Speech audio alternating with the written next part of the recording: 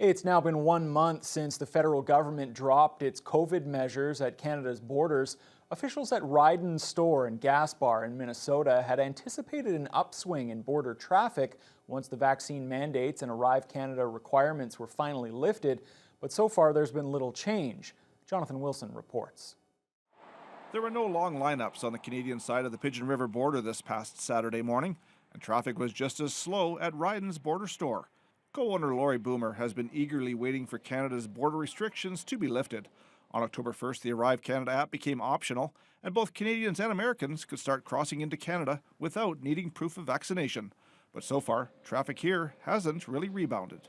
So we noticed a slight uptick, not as much as we had hoped, because we were very anxious for it too, thinking, here we go. And it just hasn't been as great as we had hoped. I think there's still a little bit of fear regarding COVID in Thunder Bay. So that's keeping some people back. Mind you, every day we see a new face that walks in and says, you know, wow, this is my first time back in 3 years. And so it's nice to see those people coming back. It's a similar story at the gas bar next door.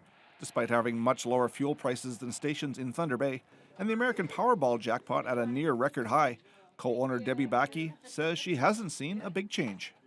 Not a whole lot, no. It still seems pretty quiet.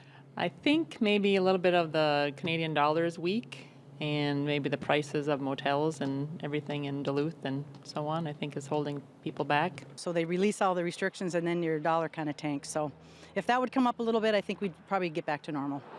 Canadian tourism officials say the border restrictions should have been lifted at the beginning of the tourism season and not at the end.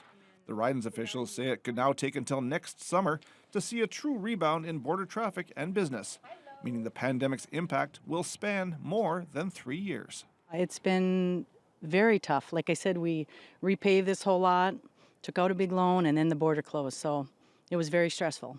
It has been, yes. It would have been nice for them to lift the requirements earlier and had a good summer, but now we got to survive the winter and hope next summer is decent. Jonathan Wilson, TBT News.